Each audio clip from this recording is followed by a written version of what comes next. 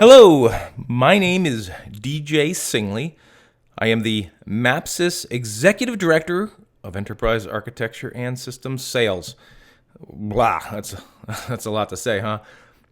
I'm a huge storage geek, just like everyone on the conference today. So I'm excited to share with you some of my very favorite storage technologies and take you through the value proposition and really dive into them a little bit more than I have in previous webinars. So I work for MAPSYS.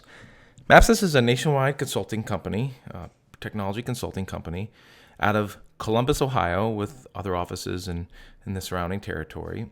And we have lots of different businesses. Hardware sales is one of our top businesses, but we also do consulting work, we do programming work, we do staffing work, and software sales. So we have a lot of little legs to our business, and it works real well. The beauty of all those businesses together is that we can pull on a lot of different expertise when we solve customers' problems. So one of my very favorite things about working for MAPSYS is that all of the employees at MAPSYS own the company. So from me to our admins to all of the programmer folks and project management folks, we all own the company. And that's a really exciting position to be in. So every single staff member of MAPSYS has a share in helping you, the customer, be successful. So with that said, I'm excited to take you into a story today about IBM's storage for hybrid multi-cloud and cyber resiliency. Isn't that fun? Isn't that a fun thing to say, right? What the heck is hybrid multi-cloud and cyber resiliency? This webinar today is a follow-on to one that we did about 2 months ago. And wow, it was a very well-attended webinar. And it was sort of a slow burn, right? I started off with small concepts and built onto those concepts until we got to the end result, which is using software-defined storage in public clouds. And not just one public cloud, many public clouds, and how to manage them all. So we had so much feedback from that webinar and so much interest that it seemed the best thing to do would to do another webinar, a follow-on, and really dive a little deeper and maybe even slow down on some topics and really go over them a bit more in a follow-on webinar. And that's what we're doing today. So specifically, we're going to talk about the storage software for public cloud. And that is IBM's Spectrum Virtualize for public cloud. Spectrum Virtualize as a product can be purchased in many different ways. As a software-defined storage package, you have the ability to purchase it in several different ways. And we'll talk about that as we go through the slides. So welcome, everyone. Thank you for joining us today. This particular web presentation and webinar will be available on replay and of course, on my LinkedIn page after its debut. And that brings me to my final thought before we get in. Please take a moment and find me on LinkedIn. I post a lot of technical information about lots of different products and even some executive briefs here and there. And it's very easy to find me. All you need to do is navigate to http://daneyand.com. That's my full first name.com. And if you're wondering how the heck I got that name, I kind of am too. I'm kidding.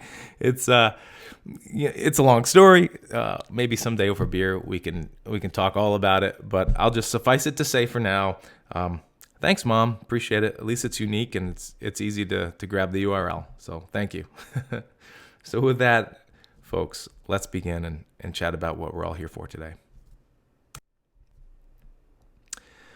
So we're here to learn more about IBM's Spectrum Virtualize for public cloud.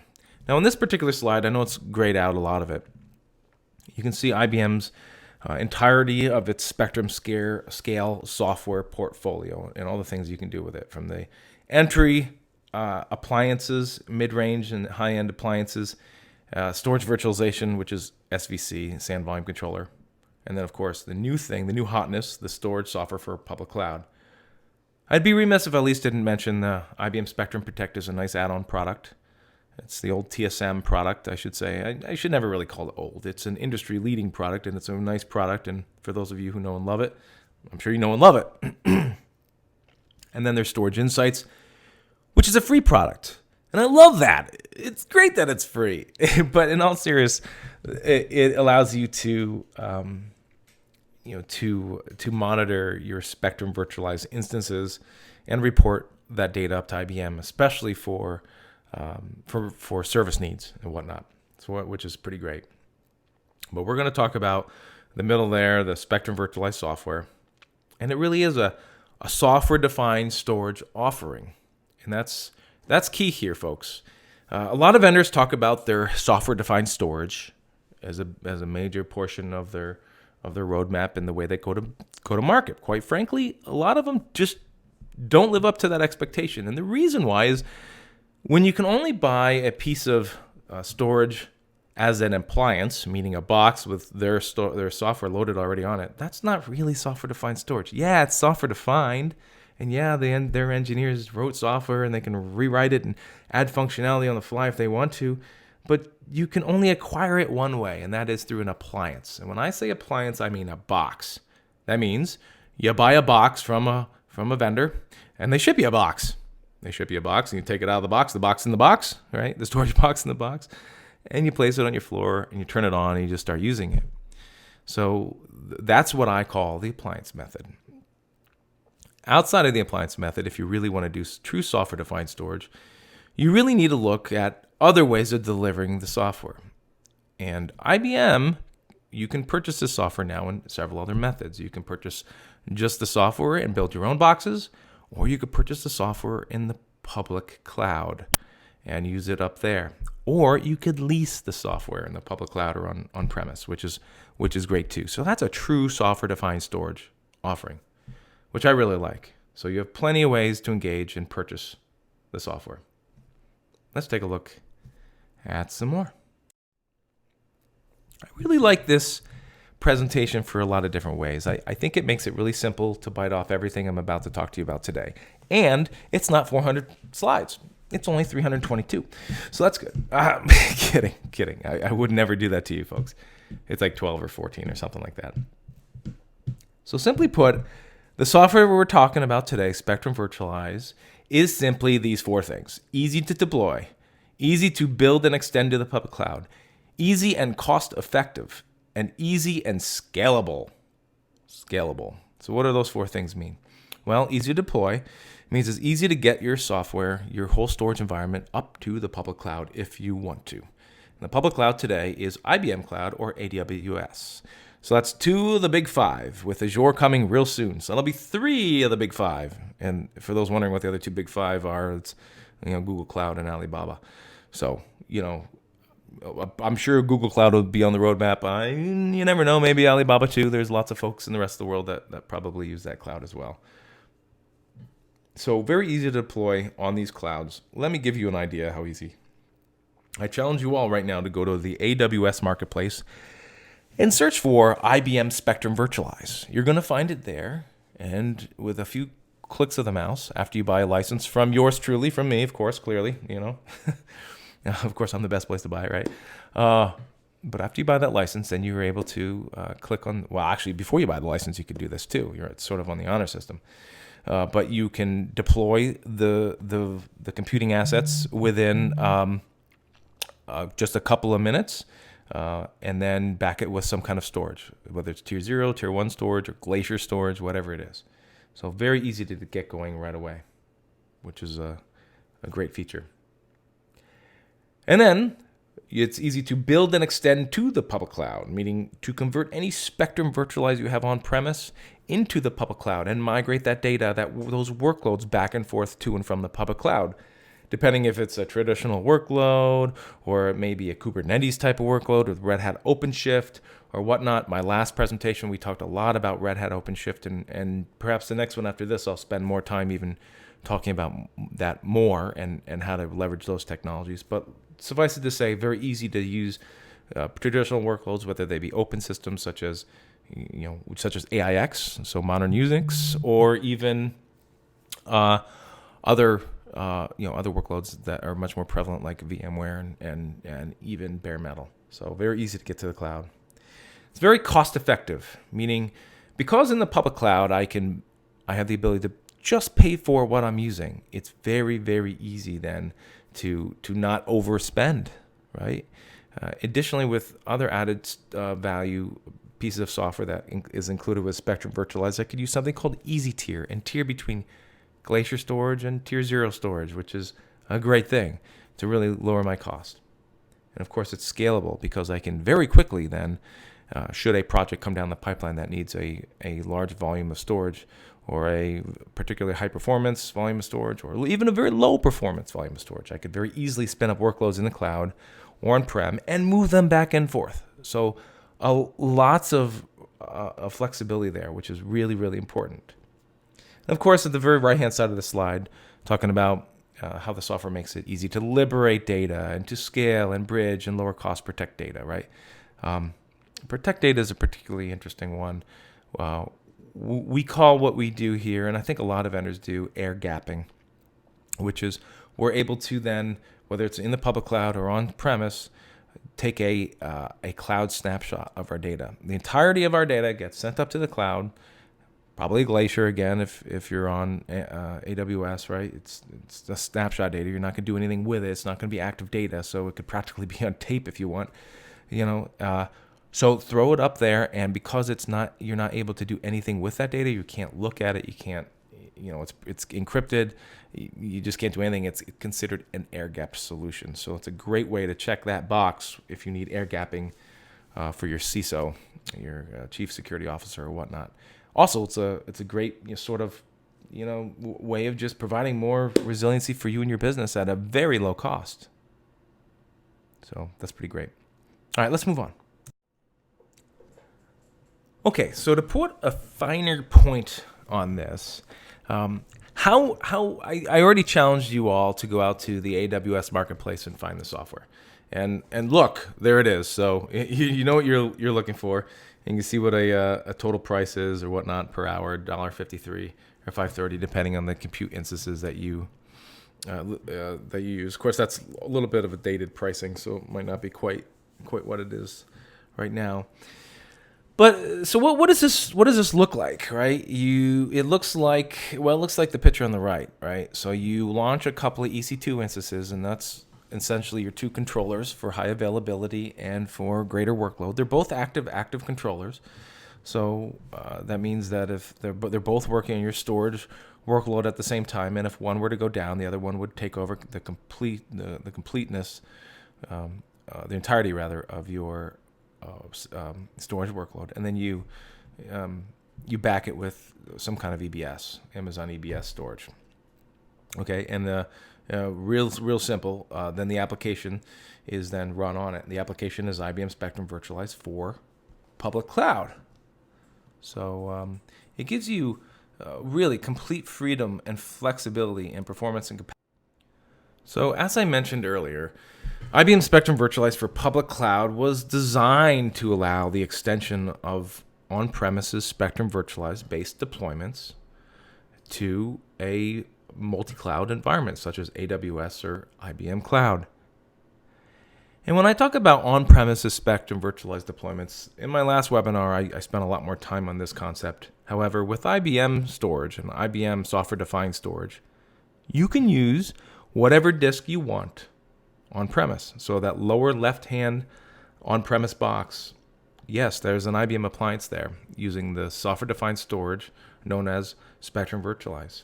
But behind it, you could have IBM disk or competitive disk, any disk, Hitachi, Pure, NetApp, EMC, whatever. It doesn't matter. Buy whatever hotness you want. The new hotness, whatever it happens to be, buy it. I hope it's IBM, but if it's something else, that's fine.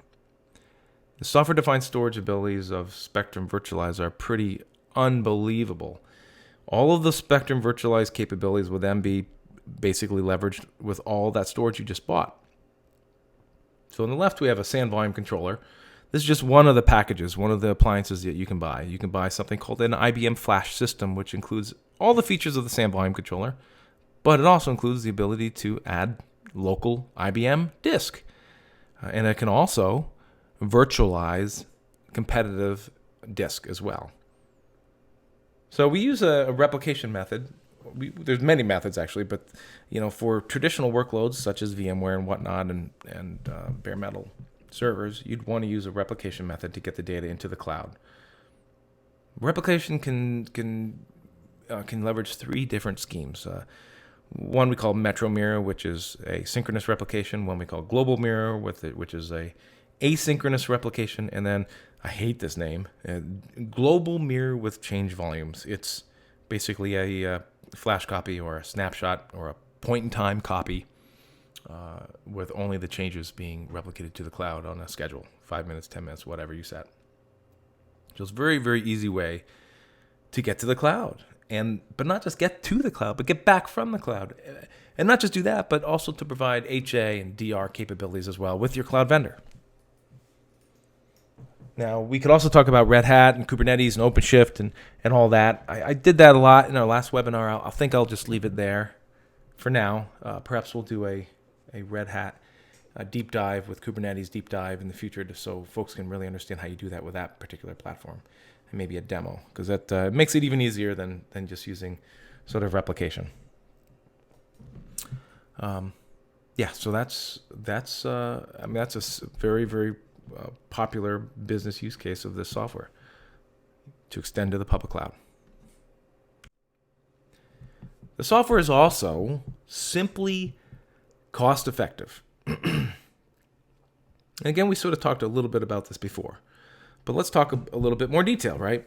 Because the software is a software-defined storage offering, and it includes many features that your cloud vendor may not, and it does not in most cases, you can leverage advanced functionality to reduce the cost of the storage infrastructure that you're purchasing in the cloud. And that is to say, using compression and dedupe can save you over 65% in EBS. I think 65% is way too low of a number if you ask me. I think it's more like 75, 80%, but let's just say 65 to be very conservative. With the use of space-efficient snapshots and thin provision volumes, oh man, we can just save a whole bunch of space in the public cloud based on this software-defined storage offering. But it goes deeper than that, and I've mentioned this before. You are only paying for the capacity that you need as you need it, which is great. That means if you need a 200 gigs today, or I should say 200 terabytes today, and you bought a whole petabyte, you're not going to pay for the whole petabyte in the cloud. Not until you're using it, which is great. You can also use tiering, the tiering, the very, very smart tiering built into the software to help you leverage different tiers of disk in the cloud. On Amazon, it could be tier 0, tier 1 disk. I mentioned Glacier a bunch of times. So you have a very small amount of tier 0, tier 1 disk, and then a very, very large amount of Glacier storage behind it, and you're off to the races at a very, very easy to swallow cost. So in addition to that, especially on Amazon, you can save on your compute resources too, because of how flexible Amazon is with the compute resources, right?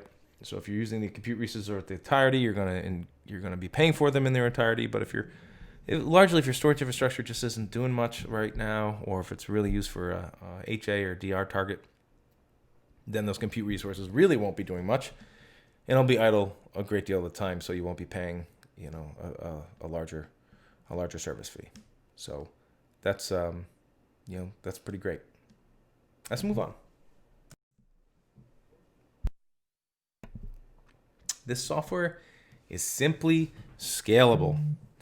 So it can really grow to meet your workload demands. And so what that means is that let's say you start with a smaller EC2 instance on Amazon. Well, you could certainly grow that EC2 instance to bigger and bigger instances as you need more ability to compress and dedupe data in the cloud. So that's a very, very important thing. You can scale up the amount of nodes that you have on both clouds. Currently in the IBM cloud, it supports 8 nodes, and in Amazon you can scale from 2 to 4 nodes. And as of the current software 8.3.1 rather, and that's a great way of scaling.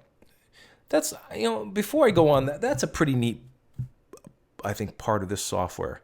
So Spectrum Scale isn't just sort of your average, not so smart dual controller software.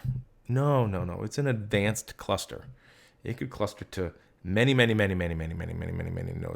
fact, eight is what IBM will support, but it has been shown in the lab to scale far beyond 8. It's just that 8 nodes is a heck of a lot of nodes and a heck of a lot of computing power.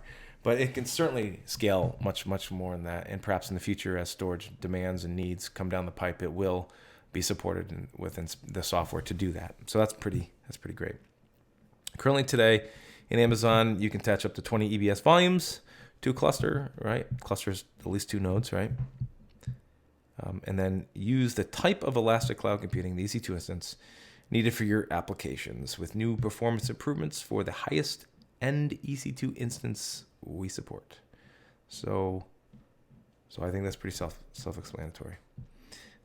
So very scalable, very easy to scale, very easy to add more performance, but it's also easy to not pay for all of that scalability, right? You're only paying for what you need in the cloud, which is why your business is probably in the cloud to begin with. So again, this software makes it very simple to, and this is kind of a kitschy word, liberate your data to work on any cloud. Yes, I know a lot of you are saying, man, I use Azure and it's not there yet, DJ. When am I going to get Azure? It's coming. It's coming. We say any cloud, but right now it's just the IBM and the AWS cloud. So, but more clouds are coming. The Spectrum Virtualized for Public Cloud was designed to allow the extension of on-premises Spectrum Scale-based systems, Spectrum Virtualized-based systems, to move and manage data in a hybrid cloud environment. Existing features available today in the SAM volume controller or the flash system storage can be leveraged to create synchronous or asynchronous replication partnerships between on-premises infrastructure and the cloud. This is done through the global mirror and the metro mirror and all the things I talked about earlier. IBM Spectrum Virtualized comes with all of these features enabled through its all-inclusive license, which I think is important to point out. You will not be paying more for deduplication. You will not be paying more for snapshots. You will not be paying more for compression or replication. It's all-inclusive. So license can be purchased either in Passport Advantage or ordered with the Flash System family of products as you order them. If you have SVC already on premises or Flash System already on premises, a newly available product number will allow the use of SVC capability for public cloud deployments. And to top this all off, consider that after moving your data to the cloud, the management of the data through the Spectrum Virtualized GUI, called this call level interface, CLI, right? And any scripts that have been created on premises can also be used in the cloud. So I have lots of conversations with customers saying, well, I'm going to have to rewrite all my scripts that I do this and that. No, Mr. Customer, you're not. It's just use it in the cloud the way you know and love it. And again, another huge time saver right there. Instead of learning something new, they can just use what they already know and love and use it in the cloud. And maybe not love. I mean, does anyone really love their CLI commands of any of the storage? I mean, I've used like a lot of different storage at this point. They're all very cryptic, including IBM to some extent. But at least you don't have to learn something new and implement it in the cloud. The software makes it very simple to scale your storage and capacity on the cloud via infrastructure as a service offering. So you can attach as little as 1 terabyte of disk to start out with. So I absolutely do have small customers that have 1 or 2 terabytes of disk in the cloud, and they love it because they're just replicating to the cloud. They really have no DR plans or HA plans. But they know that in the event of a DRHA event, they can very, very easily map those volumes to cloud resources and start up their business again. Very easy. Yes, you all got that right and heard that right. It's sort of poor person's HA and DR, but it works for those businesses. And it's incredibly cost effective. In fact, I'd say there's probably nothing that's more cost effective for their business to operate in this manner. Currently today, 320 terabytes can be mapped to a Spectrum virtualized cluster on AWS. And that's usable capacity, non-deduped, non-compressed. I'd say you're definitely looking at over a petabyte of storage with both the compression and deduplication turned on. So that's pretty great too. So EBS volumes can be added to the storage pool through the familiar GUI on the Spectrum virtualize, and it's quote unquote enhanced for the cloud. It shows you more information about the storage pools as you map them in the cloud, so you understand what tier they are and that kind of a thing. So it's very powerful and very nice. So this software makes it simple to bridge IBM and non-IBM arrays to the public cloud. Now, I've already mentioned that we can use external storage and other storage in these products, and we can. It's great. And for those of you that maybe didn't understand what I was talking about before, let's talk about this now, right? In the lower right-hand section of the screen here, you'll see a Spectrum virtualized instance. This one happens to be a SAN volume controller. I know that because there's 2 servers, and that's how SAN volume is packaged. But that could be any flash system array, except for the entry-level arrays. And behind it, you'll notice 3 different types of storage. Now, again, I hope you want to use IBM disk, but if you don't, because maybe IBM just isn't the cheapest, or isn't the fastest, or isn't the deepest, or whatever you're looking for, you can use any array you want behind IBM storage, and it's fine. Whatever you want to do. And all of those arrays can then be sent up, those arrays and their workloads can be used in conjunction with the IBM Spectrum virtualized for public cloud. So that's sort of how we bridge up to the cloud with even arrays that don't support it natively or has licensing metrics. A couple of those on there have really, really restrictive licensing, or you got to spend a lot of money to do it to get up to the cloud. So we're very unique in that case. IBM is the ultimate open source storage vendor. It really is, folks. It allows you to use any technology you want, any appliance you want to get to the cloud. And now, granted, I hope you use IBM disk, but it just doesn't matter. You can use whatever disk you want. So this really leaves the major problem that if you look in the upper right-hand corner, each vendor has their own method to get up to the cloud, from Pure or ONTAP's method, NetApp's ONTAP, to other vendors. It's just super complicated, and if you want to change vendor at that point, good luck. You're just not going to be able to do it. You're going to be ingrained with whatever you have in the public cloud today and how those vendors get up there. So that's a really difficult decision. You're almost locking yourself in, very dearly to whatever vendor you choose. If you choose IBM for your public cloud and your hybrid cloud environments, you're not locked in to any vendor on any storage. It's great. Use whatever you want on-prem. And when better cloud resources become available, maybe from Amazon or IBM Cloud or Azure or whatnot, meaning different types of disks or whatever, you could easily incorporate those into your architecture as well.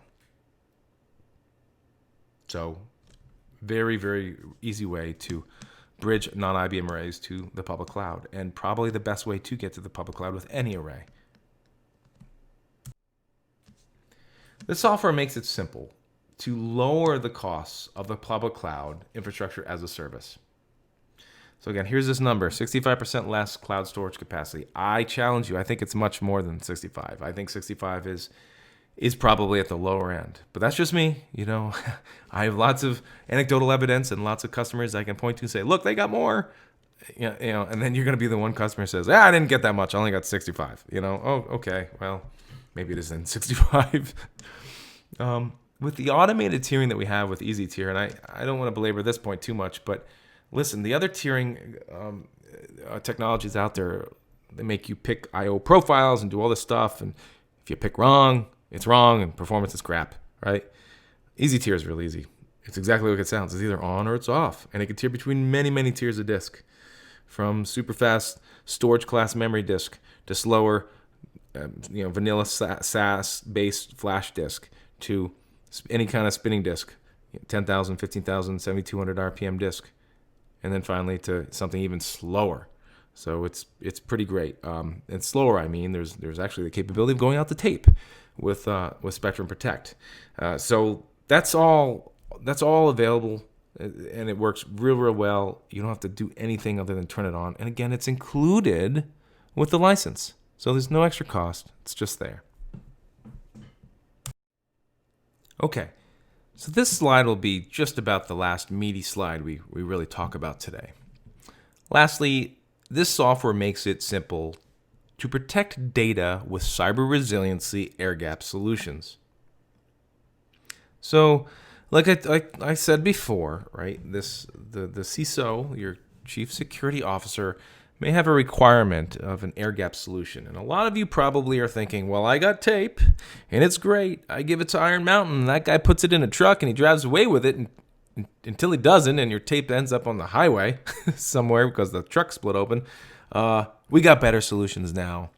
Because of the infrastructure investments that we've done here in the States in the last decade or so, most of you have much better access to cloud-based resources, especially to send data to the cloud.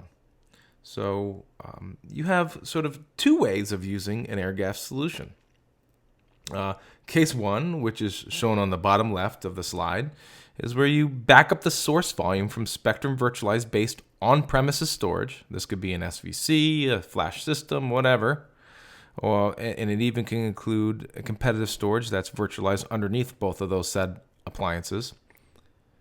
You back up you back up the on-premises storage to Amazon S3 and restore the volume from S3 to IBM Spectrum Virtualized for public cloud on AWS, running in AWS. So real simple, right? So that's a great way of doing it.